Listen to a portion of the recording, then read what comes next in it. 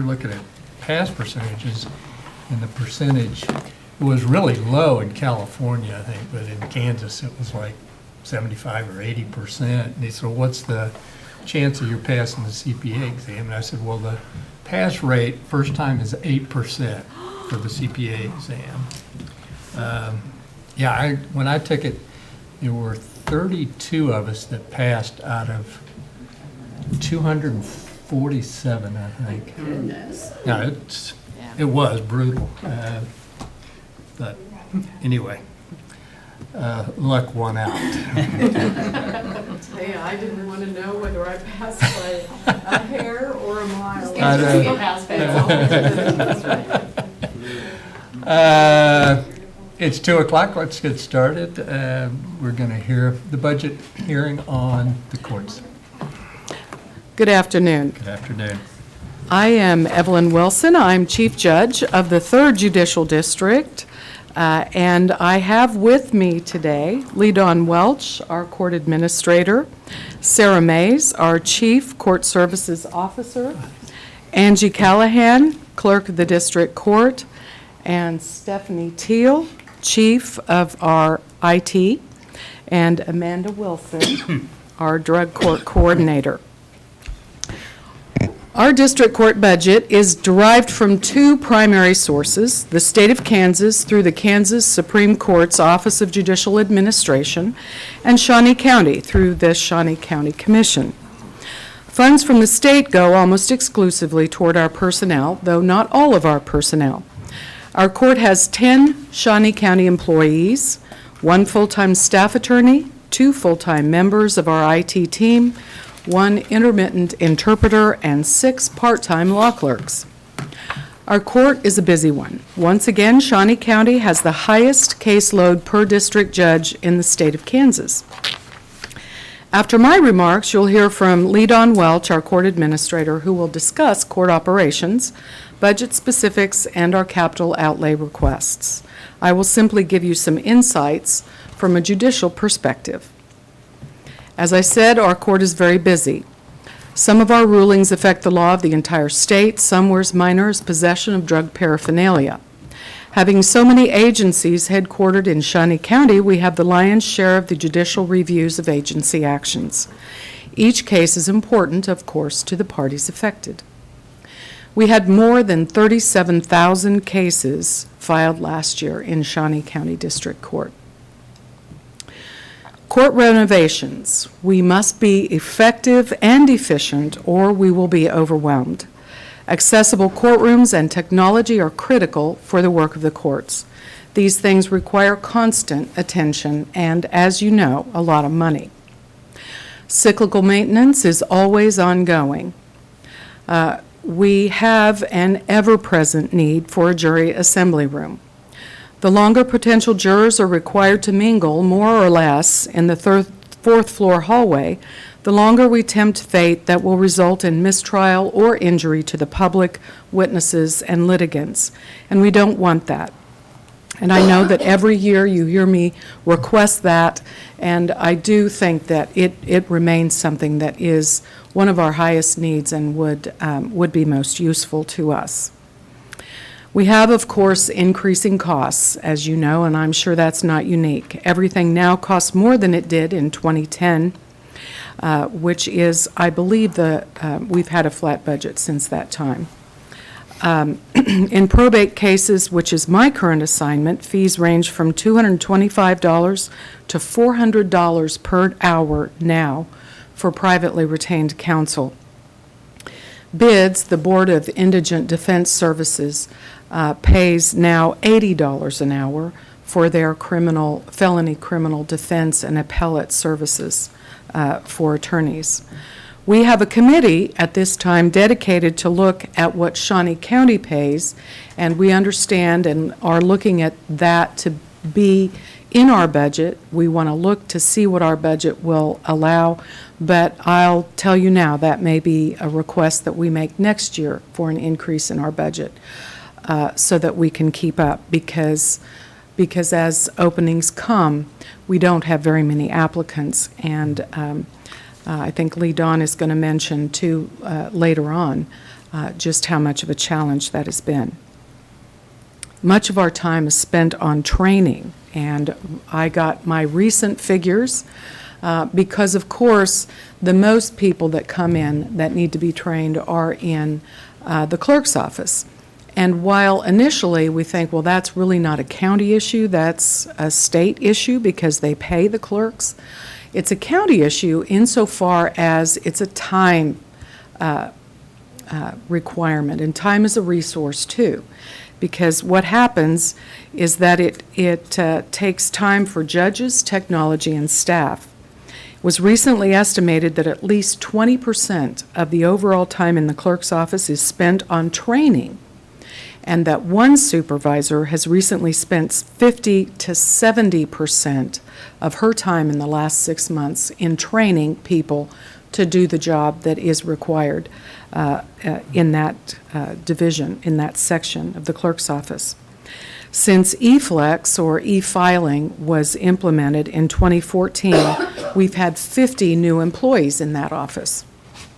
What that means for the county commission is that when people are new, things take longer, mistakes happen, and people complain to you and to me that the services are inadequate, and so those are things that you're faced with that perhaps you may have some answers for. Maybe they're not good answers, but they're probably reliable answers. We have new programs coming. The Supreme Court has the 3rd District going live next summer with a new statewide case management system, and that will require more training for everyone, especially in the clerk's office, and will certainly slow down the processing of each case.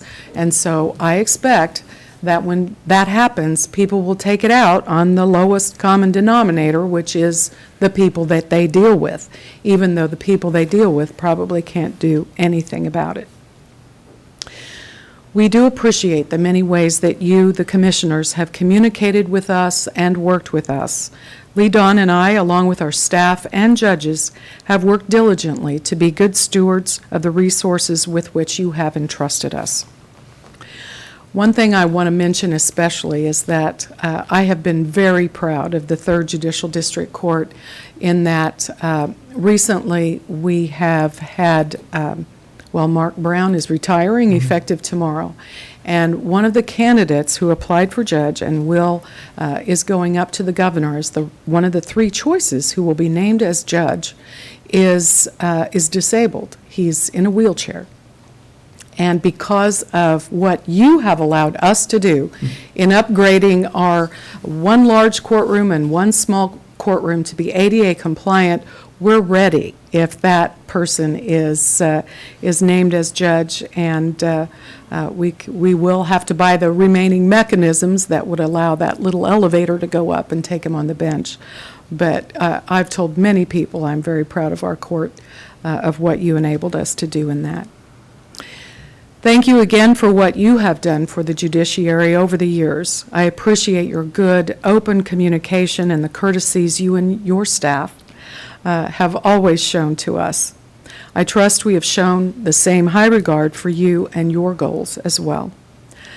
Lee Dawn will present now, and then we'll remain for as long as you like for questions and discussion. Thank you very much. Thank you, Judge. Good afternoon, Commissioners. Betty. Lee Dawn Welch, Court Administrator, Shawnee County. A lot of what you're going to hear from me, you've already heard from Judge Wilson, simply because they are things that are important to the courts.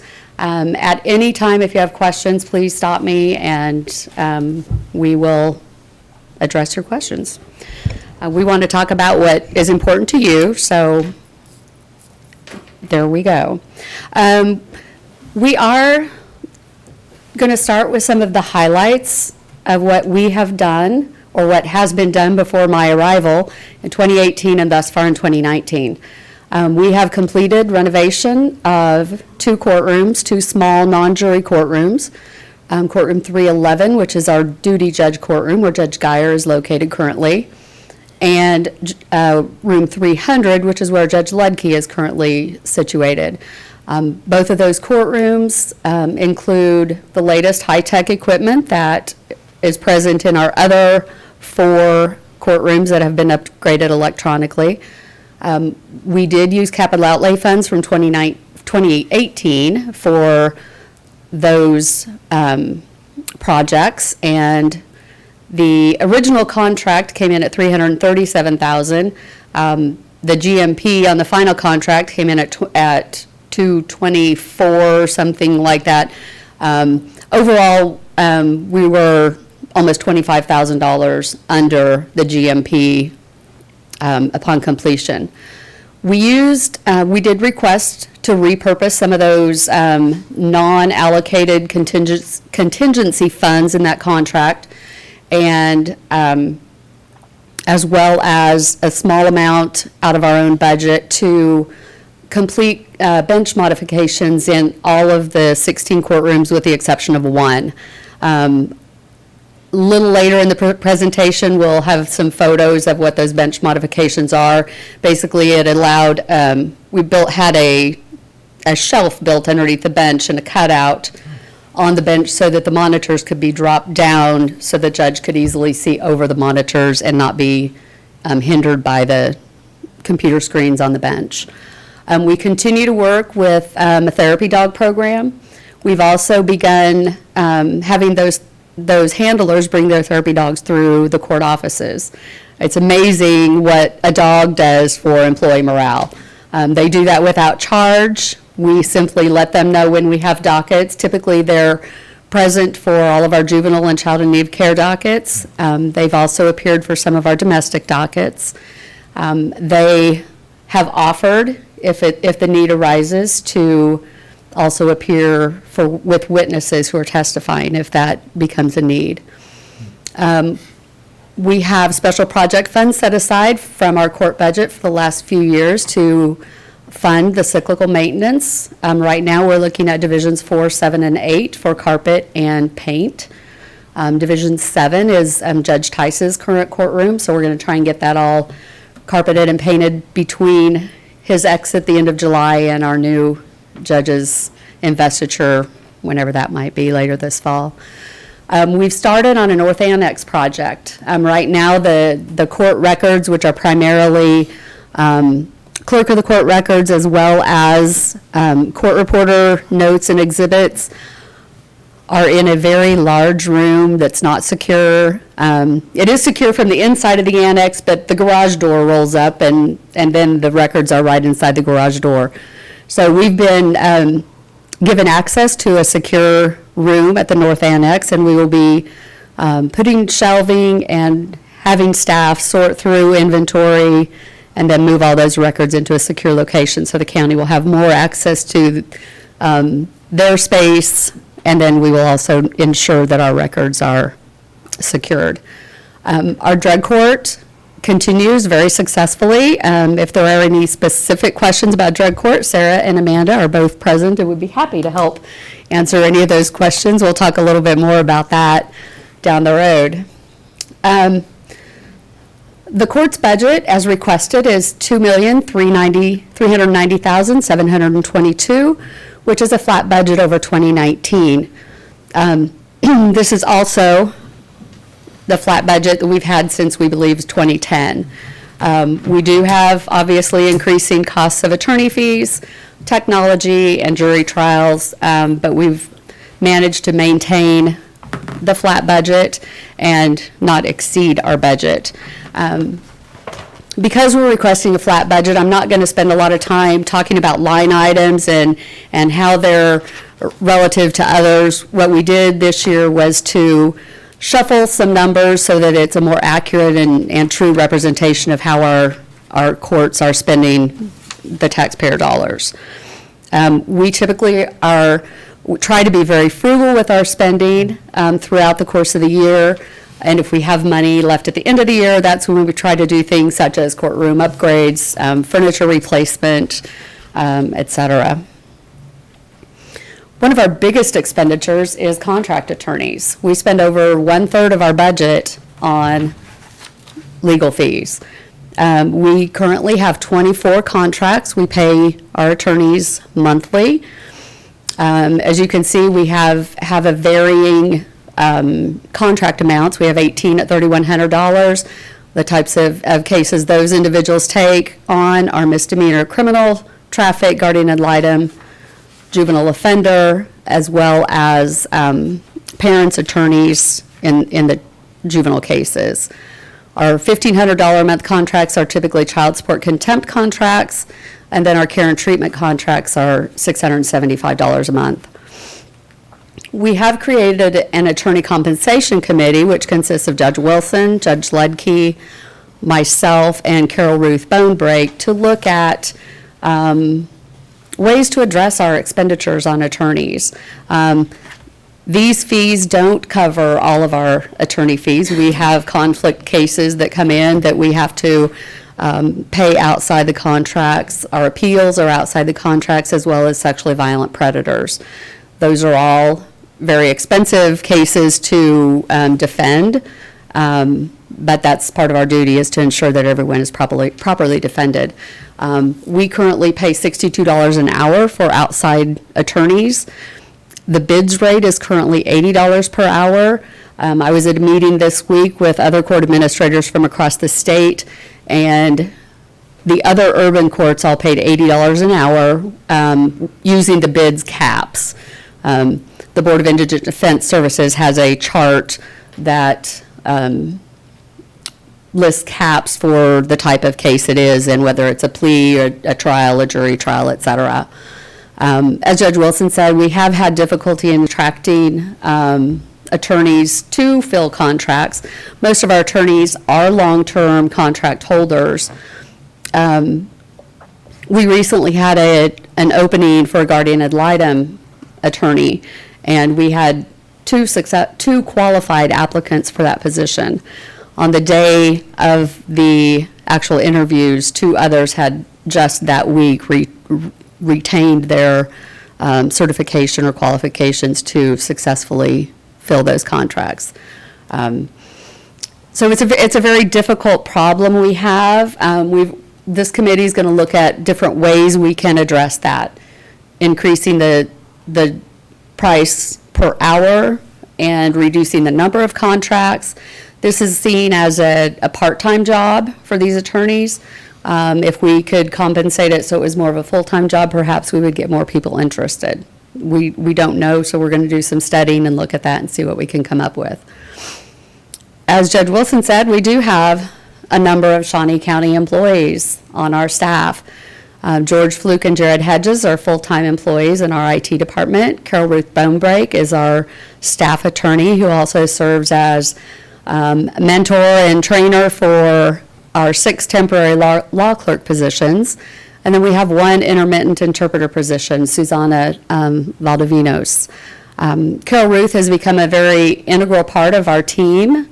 She is serving on several committees. She's chairing our IT committee, and she also provides CLE instruction for judges and local attorneys, which ends up saving us a lot of money as well. Our biggest challenge, whoops, sorry, missed that one. Our courtroom upgrades, renovations. Judge Wilson discussed the fact that we have a potential upgrade to room 408 should the one applicant nominee who's handicapped be selected. The courtroom, we do have 2 courtrooms that are handicap accessible. We would just need to purchase and install wheelchair lift of some sort and automatic door entry. Obviously, the overages for courtroom remodels, we can't control that, so we'll do the best we can in that respect. The jury assembly room, that's something Judge Wilson also spoke of, which has become a great need. You were all present when Commissioner Rippon was sworn in. That was one of our largest jury trial days we'd had in months, and I think the 4th floor corridors were jam-packed with potential jurors, so you got a firsthand view of what Mondays typically look like in the 4th floor hallways. Because we don't have an assembly room, we have to shuffle courtrooms, shuffle assignments to try and locate adequate space for our voir dire process or our questioning process for the jurors. When we do go through the orientation phase with our jurors, we have to move equipment between rooms. There's a lot of confusion with what room jurors are supposed to be present in, and that is all left to Lee Legault, who's our administrative assistant in court admin, to find those courtrooms for each week to try and do the orientation. A lot of people rolling about in the hallways. The incarcerated inmates are all, I hate to say paraded, they're walked in front of the potential jurors and witnesses, which does create a lot of issues and potential appeal issues. We would also, at some point, like to have or find a way to have a large multi-purpose courtroom.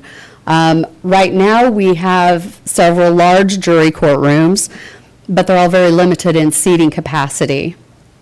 We do have a very high conflict or high profile case coming up, and expect that there'll be a lot of public interest in that.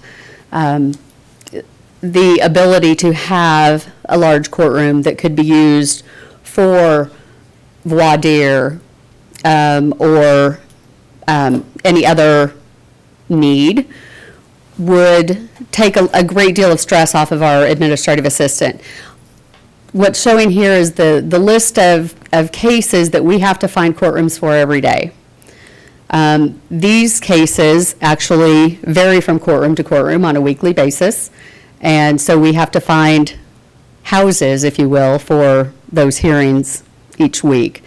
If we had one court, basically one empty courtroom we could dedicate to all these other uses, it would greatly streamline the efficiency of the court.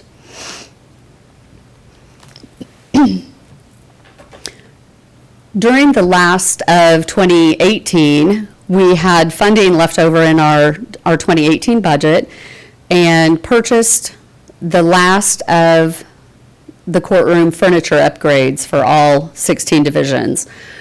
This is just an example of Judgeyres' courtroom.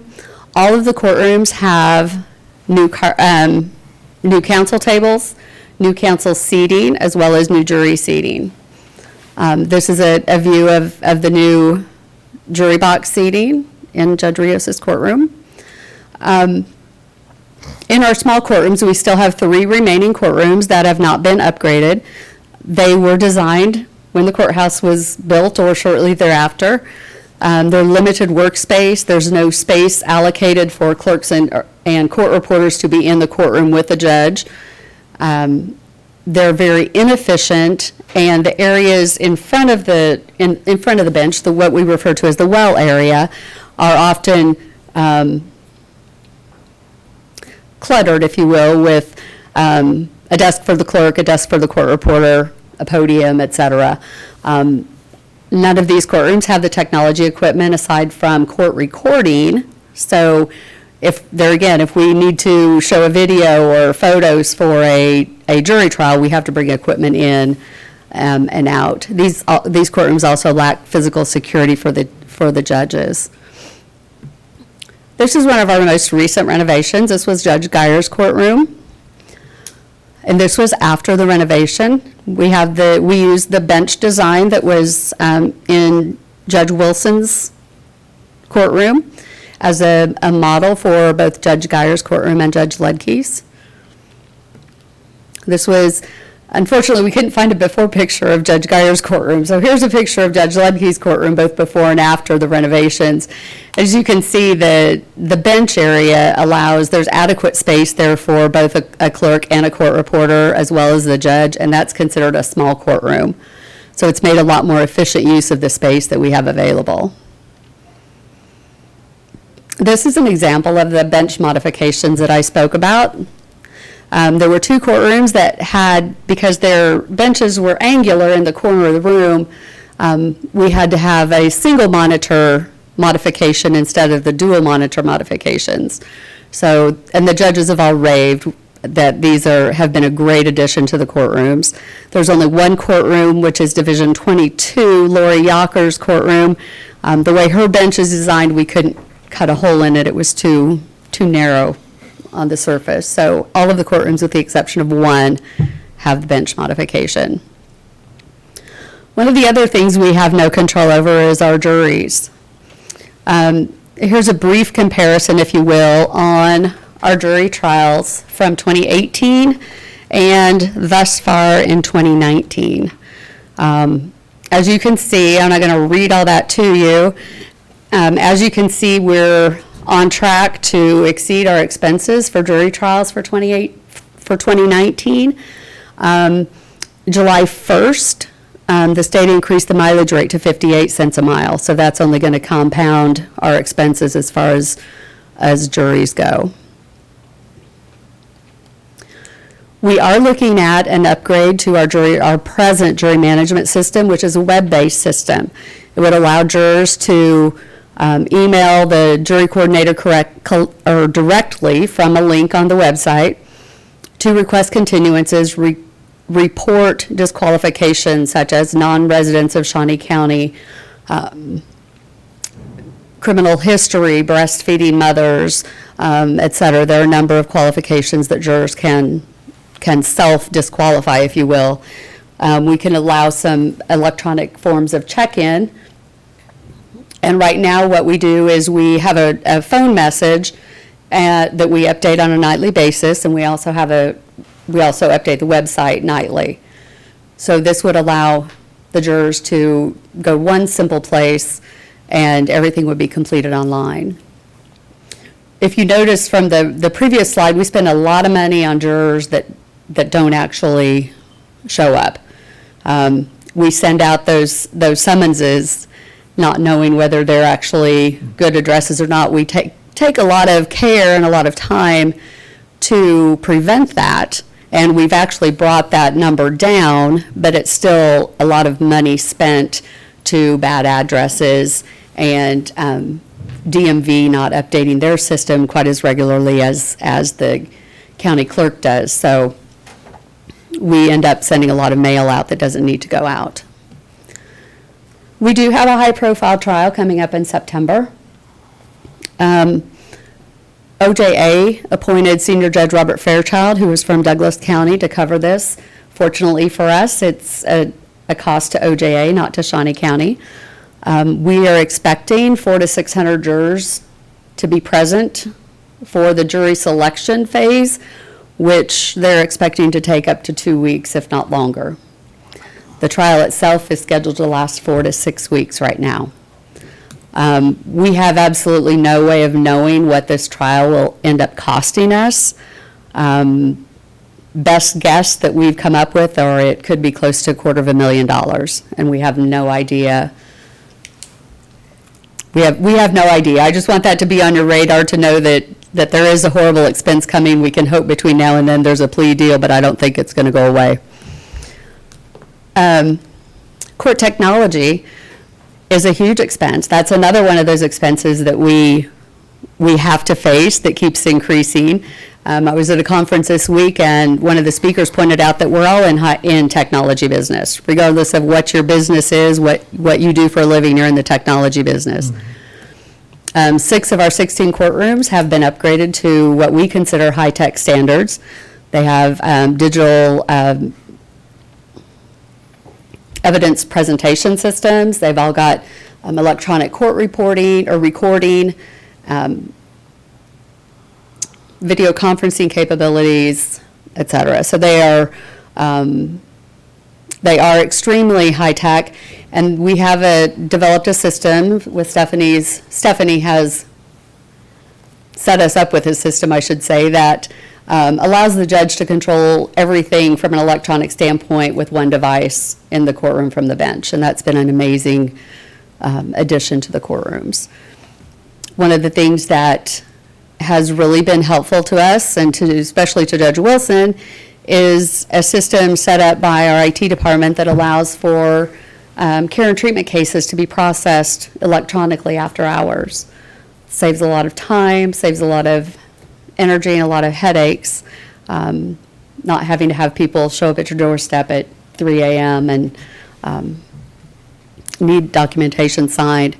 We've also set up a system for the electronic submission and approval of guardian conservatorship reports, which are due on an annual basis. We do have another committee that's set up that's looking at updating our website. The platform we're currently using is end of life. So by the end of the year, we'll have a new vendor in place to help us design a new website that'll be more user-friendly, more interactive, more current than our present system. Obviously, I just talked about the jury website solution we're looking at. The state of Kansas is going to a statewide case management system, and our go-live date is scheduled for June of 2020. We will be the second track, or part of the second track of counties across the state that'll go live on this system. It's called Odyssey, and after some initial, what I anticipate to be fairly rigorous training and growth pains, I think it's going to be a great addition to the state, and I think our staff will really enjoy it. Stephanie's and her staff continue to self-develop tools that not only assist our judges on the bench, but assist the clerks in processing cases. This is simply a slide showing you what you already know, the ever-increasing costs of technology and how some of those costs have grown over the years. Basically, another simpler view of the same information. We're coming to a point where we're hoping things are going to start leveling off. Amanda Wilson is our drug court coordinator, and Judge Ausmus is in charge of our drug court. Some of the highlights, if you want to look at these, are we have some great services with our drug court.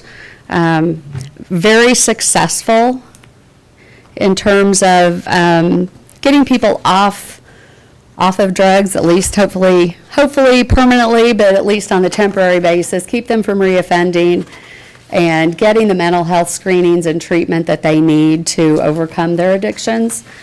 Several courts in Kansas are also starting to go towards veterans courts, which are similar in nature, but focused on our veterans and the mental health issues that they have after returning from service. If you have any specific drug court questions, I'm going to defer those to Amanda, because she'll be able to much better answer those than I. Anything you'd like to add on drug court? You want to wait till the end? Okay. The cyclical maintenance that we talked about, these are some of the estimates for ongoing projects for our cyclical maintenance. And the goal with our cyclical maintenance is to take care of things as they come up, but also to do routine maintenance as far as paint and carpet, and not wait until it's beyond repair and then have to totally renovate courtrooms. We're trying to be proactive as much as possible. These amounts are primarily for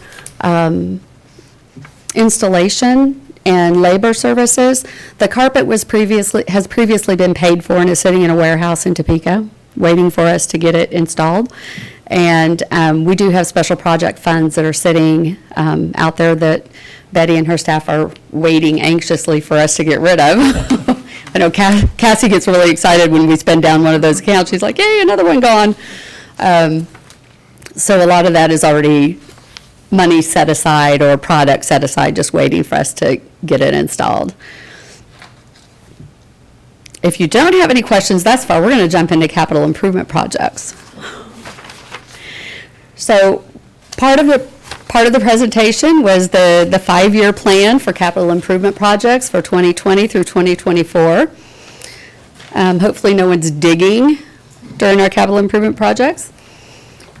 For 2020, we're requesting funding from capital improvements for renovations of courtrooms 312, 306, and 304. respectively, Judges Watson, Mateve, and Judgeyres. These were courtrooms we requested capital outlay funds for last year.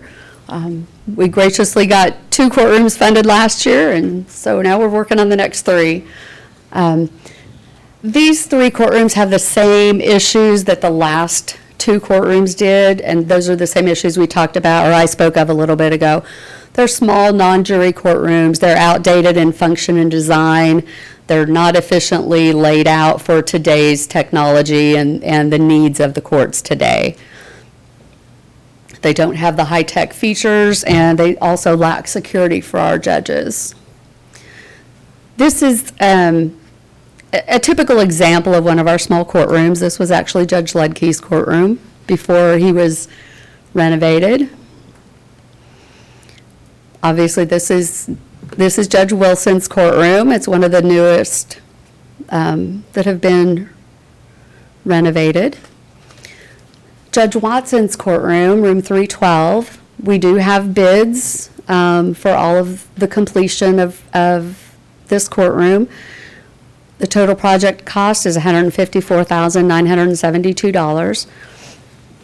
This would make this courtroom look similar to Judge Wilson's, Judge Judgeyres, Judge Ledke, those that have already been done.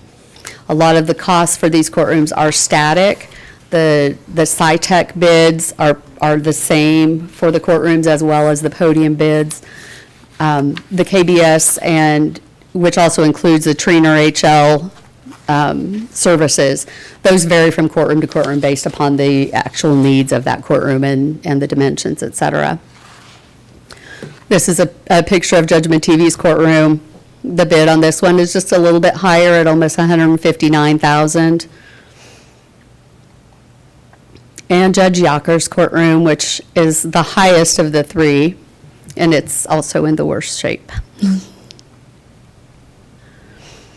For 2021, we would like to request redesign and reconstruction, remodeling, if you will, of courtroom 301, which is Judge Ausmus's courtroom.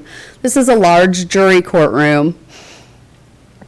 Again, not only is it outdated in design and function, it creates a huge security risk for the judge. As you can see, there's a public door right behind the bench. So not only is the judge's back to an opening door, the public that goes by that door can see his computer monitor. They could enter the courtroom with little to no effort. Due to the abutment, if you will, in the corner, the jury is unable to see any AV that would be displayed, as is the judge. So the judge has to come down from the bench, the jury has to get up from their seats. It's a very awkward use of space, and so unfortunately, this courtroom would basically require a complete redesign of the courtroom, and KBS has looked at this, and they would actually reconstruct the bench, move the witness stand, move the jury box. This one does not have ADA accessibility into the jury box, so we'd have to add that. Estimated cost for that project is almost $340,000. Why can't you change out the door right away, put a solid core door and a lock on it? I don't understand You know, why that isn't done immediately. we have not, That's the only way in the courtroom. Yeah. Oh, that's it? yeah. So, Good answer, Here's- Commissioner. it's right, if on the side, is, yeah. Right, I see that. is No, where I the- thought is there was is another they come- door in the. The door in the back, it goes into the judge's chambers, Okay. but there's no other door to the courtroom, and where the bench sits. Oh, I did not realize that. Okay. It's a very awkwardly designed courtroom. Yeah, okay, thank you. And it, not only is it the only way to the courtroom, it's just a real security risk. I'm not sure anyone would want to mess with Judge Ausmus, but I sure hope they don't try. So like I was saying, this is an extremely expensive option, but it is something that needs to be done because of the awkwardness of the layout and the safety issues. We would use the same model, if you will, as we have for the other courtrooms. The bulletproof material that's embedded in the front of the bench provides protection for the judge, the high-tech functions and features, and also the improved workspace. Year 3, 2022, we would look at redesigning and construction of Courtroom 326, which is Judge Tice's courtroom. This courtroom, again, same story, second verse, outdated design and functions. There are some site issues due to the columns that are in the courtroom. Again, AV sight lines are very poor, and the two courtrooms in that east wing, which are Judge Tice and Judge Anderson, have really poor acoustics. So that is something that would have to be addressed in there as well. And again, the lack of security for the judges on the bench. The fourth year of our 5-year plan would be courtroom gallery seating and podiums for the courtrooms that have not been replaced. By this time, we would hope that we have all of our courtrooms updated. And the one thing we've not done during the process of updating our courtrooms is to address the public. They're still sitting in the 1970 or 1960s gallery seating. So those are the things we're looking at for 2023. Wood-style pew seating. We do have some courtrooms that have fabric seats, and those are just not good for our criminal population that's sitting in the courtrooms. They get stained and dirty, and so we're looking at 4 small courtrooms and the 9 remaining large courtrooms at an estimated cost based upon the courtroom seating that we've replaced already in Division 5 and Division 13 at an estimated cost of $132,000. Also, our capital outlay for 2023 includes new podiums in the remaining 7 courtrooms that haven't been upgraded.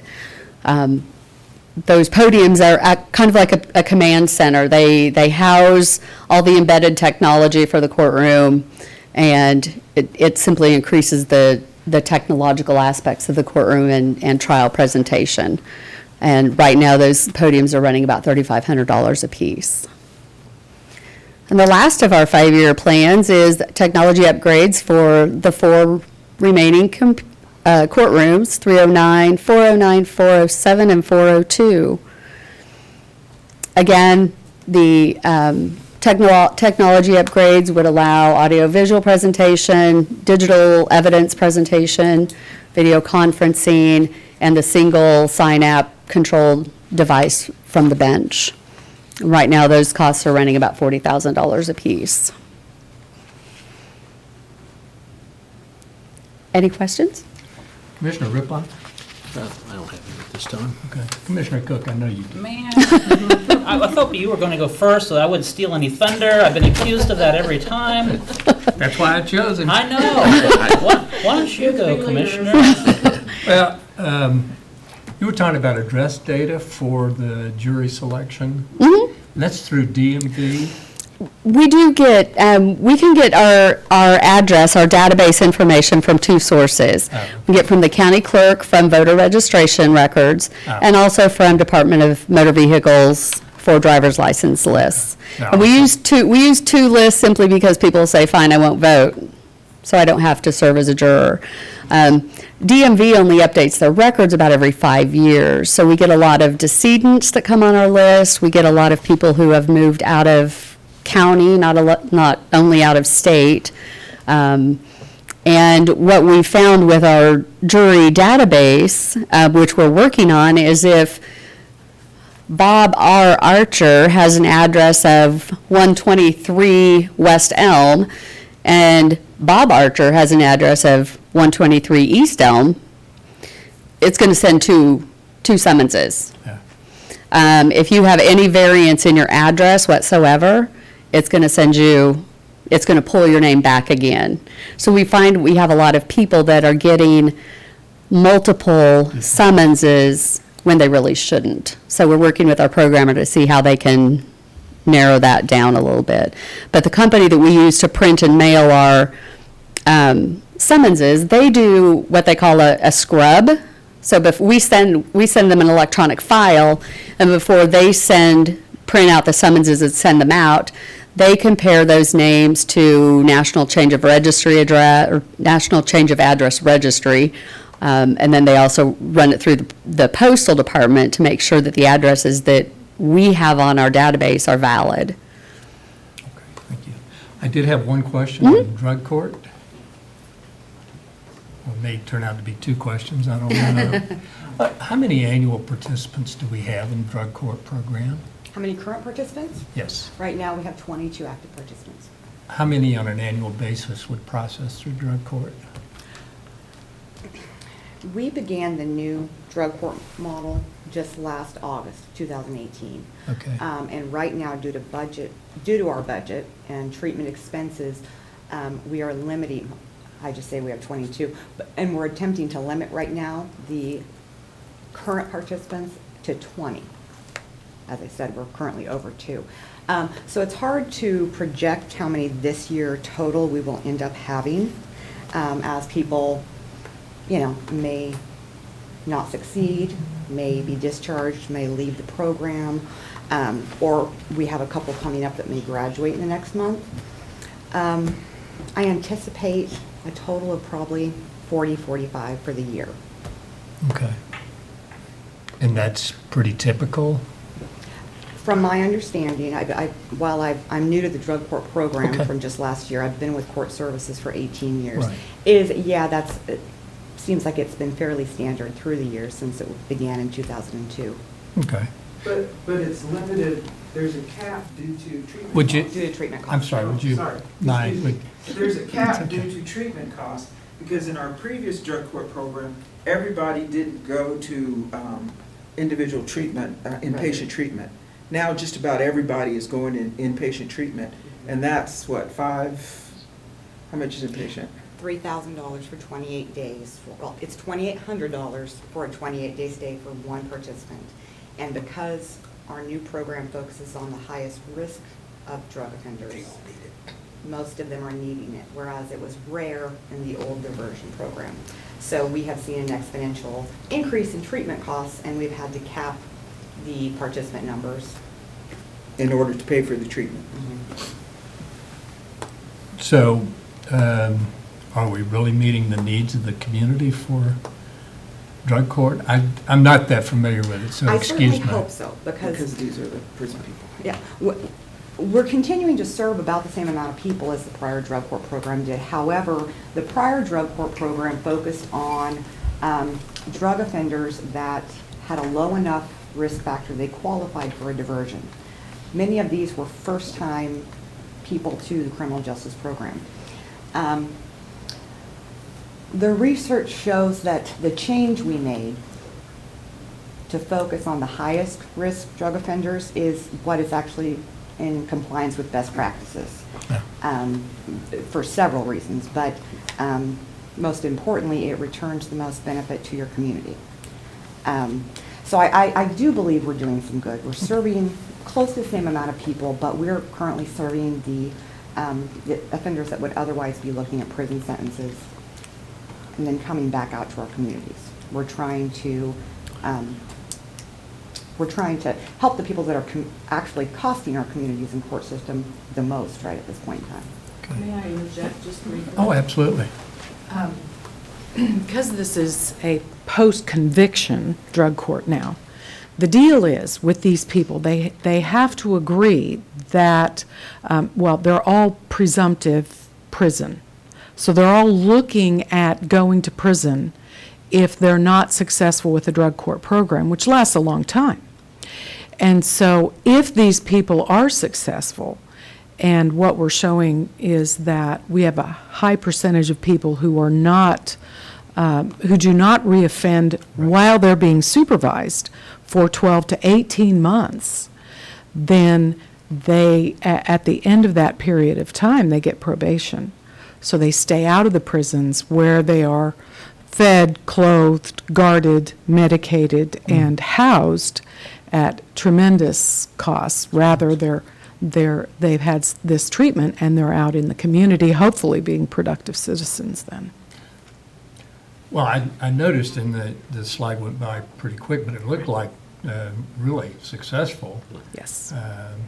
program. Yes, it really. I'm just it wondering surprised how many me. people get turned away, and again, I don't know everything there is to know about the drug court. Right.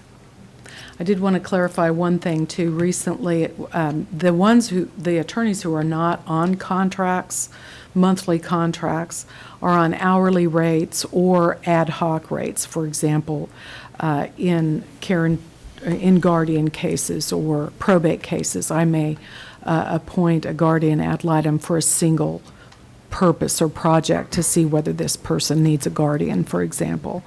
And they're typically paid $300 for that project unless it's very, very time-consuming. And recently, on the sexually violent predator compensation, that also is ad hoc on an hourly basis based on the work that needs to be done. I paid a higher rate of $75 an hour. Those are probably the most, those people can be very dangerous. They can also be extremely unhappy because they've already served a prison sentence and they're in Larned State Hospital or Larned State Security Hospital under a civil commitment as a sexually violent predator because of their conviction. They've also been found to be this predator status, and frankly, it's very difficult for them to get out. So it's probably the hardest work to try to find attorneys who are willing to represent that clientele. So, Thank you, Judge. Thank you. Commissioner Cook? In 2012 or 2013, when we had the Knollwood 9 trial, District Attorney Taylor came before the commission and asked for there to be set aside a contingency fund for that trial because it was very unique. At the same time, he had a capital murder trial that was set aside. We set aside funds for that capital offense. Since the Dana Chandler retrial will occur in 2019, if it is going to exceed the court's budget, we might consider looking at our contingency funds for the 2019 year. Okay. Since that will occur in 2019, not 2020. I do Correct. believe we still have some money left in that capital murder fund. So I believe we do have some, and I don't know the balance. I can check on that Okay. and let you know. But I do believe we still have some funds in there that could be used. I appreciate that That's information. good. I think it was 150,000 we allocated for that. Originally, Yeah, yes. And I originally. don't remember Right. what the current balance is. And that was specifically due to it being a unique circumstance. Obviously, the Dana Chandler retrial is a unique circumstance that is unusual to typical cases. I got to thinking during the presentation, I was talking to a colleague of mine earlier today. We both graduated from different law schools, but at the same time and sworn in at the same time. With the changes that we've seen in the legal profession in just 20 years. 20 years ago, we still used typewriters. And it was, not all attorneys used computers. Now, everyone uses computers. You can't use a typewriter. You have to e-file. 20 years ago, the Shawnee County Court website was the leading edge in Kansas. Today, the Shawnee County Court website is the leading edge of Kansas. I'm exceptionally proud of the work that we've put into the court, renovating and improving our courtrooms. Considering this is a building that was built in 1965.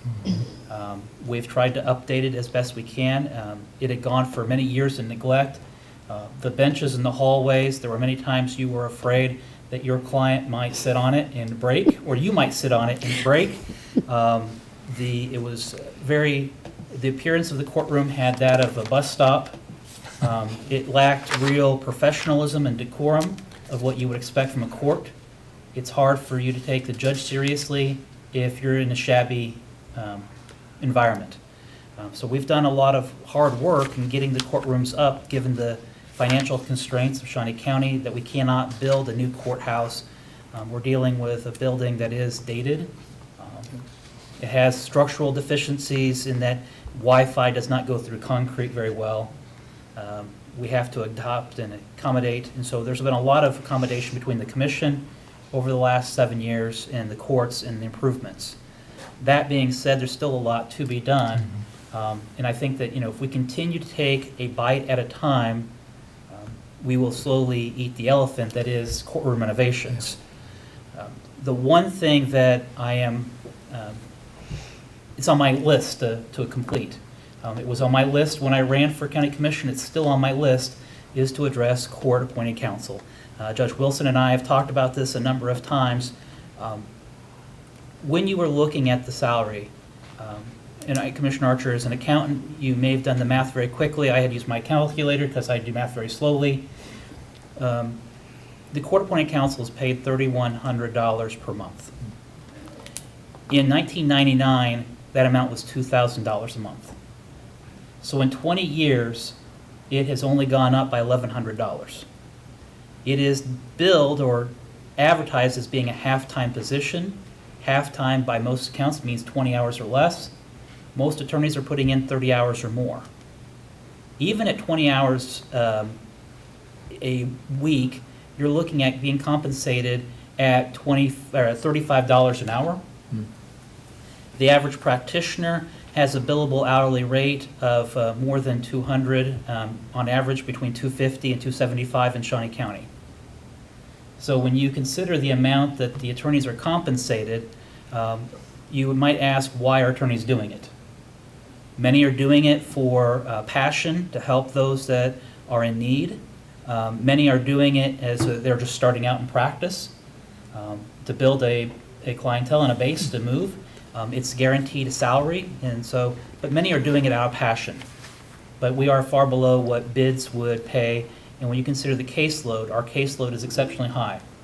And the final point I would like to make is that it's not the court's responsibility for the court-appointed counsel.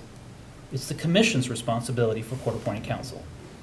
By statute, the commission is responsible for all fees incurred for court-appointed counsel.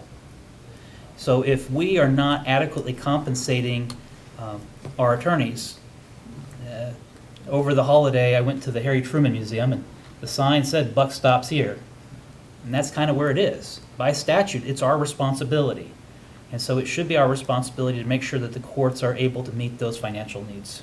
So that's all I have. Mr. Rippon, did you think of something? I did. There you go. Did I steal your thunder? No, you didn't. You didn't even come close. He's got different thunder. Judge, you mentioned a room for jurors. What does that look like? What are we talking about? Okay, that would have seating so that they would be able to see the jury Orientation video. orientation video. They would have a place where they could sit and everybody be together if they're not needed in any courtroom. Because if they're all there, they can all be instructed at the same time and they can all be found in the same place. There might be, depending on whether we have a courtroom setting, there might be on one side of the large courtroom would be the seating that could face the screen for the orientation. The other side would be the courtroom setting that could be arranged so that it's a very, very large courtroom. And possibly one of those wall dividers, you know, the accordion wall dividers, that you could pull and have both of them working at the same time. If we could do possibly the dockets on this side, and we would still have a jury assembly area on the other side. And, you know, depending on how big the place is, towards the back, there might be a place for small tables for people to just sit and visit or eat their snacks and have a couple of vending machines. But in any case, you know, you could have, then it would then be set up with a intercom system. Attention, all members of the veneer that have been assigned to Judge Parrish, Division 14, please report to that courtroom. Divided up, all in one place. And although there is always a method to our madness, if you will, of how the jurors are processed and the lines go quickly and people are told where to go and to wait for further instruction, the time goes by while that happens. And anytime there's a large gathering in a hallway where people don't expect to be, but they should be, they are unhappy, they're agitated, and the impression created is that the Clampetts have come to town. And dissension is sowed. You might have only one or two people who are unhappy or who think, well, this is ridiculous. I've never seen anything like this. Have you ever seen anything? Isn't this terrible? I can't believe that we're doing this. And one by one, and I've seen it happen. And it's just, it's hard to keep up with that. I've literally gone out into the hall and said, this is all a process. Please be patient. We know where you are. We know where you're going. It'll only take about 20 minutes or so. Please be patient. But it just takes one or two. I think that doesn't work. Commissioner Rippon, That's what I see. what that looks like in this courthouse, the only way that we would be able to do that, our space planner was really looking at, if the treasurer's office was able to relocate to his own facility to where the treasurer's functions were all in one building, outside of physically expanding the footprint of this building, if the treasurer's office was gone, you would be able to house 100 people in that room. It would be elevator accessible, it would have the right off of the main entrance, right next to the bathrooms, and so that's kind of the ideal spot is the treasurer's office. Unfortunately, Larry Ma's still there. Yes, but I've talked to Larry Mott. He's open to the plan. It's just, parking is an issue, but I don't think you would run into a lot of trouble from him. And it's also a perfect place because it's right inside the door where all of these people come and, please go into this room, make yourself at home. There's coffee vending, there are snacks. Please just sit down in the space and we'll be right with you as soon as everyone's checked. The other option was gutting this room and down to taking out all of the commission chambers and offices. If this was all one open footprint area, that would house 100. The idea is courts often operate as an accordion. We have a lot and then we have a little, so. I would, if you'll indulge me, I have been talking about this since Ted Ensley and I walked into the courthouse together, and I think that was before I even became chief. And he and I talked about, he said, Judge, this is a courthouse. It should really just be for the courts. And we ought to get the other people out. But, that was very, this is a courthouse. And that was his comment. And I know that probably isn't practical, isn't something that will happen. But if it could happen just that much, if you could find somewhere else for the treasurer's office to go, and we could have that, it would really be a wonderful blessing for the court. So we won't bother anybody else. We did rename it the Stormont Vale Event Center. I'm sure we can rename it. I'm sure we can come up with the name, the Evelyn Wilson Administrative Building. So anytime you want to write the check. Excuse me, I will remind you, we have a tax lid. We do have another budget hearing too. And I have a comment. I did look up, and there is money in that capital murder trial of $95,000. If I remember right back to that time, we had 2 of those cases that had a plea deal or something. deal. Yeah, Yes. I recall that too. So there is that Okay. money in there. Good to know, thank you. I hope I didn't frighten you. I feel like you asked for a dream. I gave you my And Commissioner Inslee was right. This is a courtroom. I'd hate to give up my office in the basement to go somewhere with a good view, but all kidding aside, the district attorney has indicated he needs more space. I've pulled back the layout study that we did that nobody liked, just to see if there's some nuggets in there and see where we can. So it's not a dead issue. It's not buried. We are still looking at it. So I'm glad you brought that up. Thank you very much. All right. Thank you, Judge. Thank you. Let's take a 5-minute break before we get on with the next. Thank you. It's been an honor and a pleasure. In a historic building overlooking a botanical garden. Oh, that's right. Yeah. But it had raccoons. There's no raccoons in here. Well, no, we got roaches.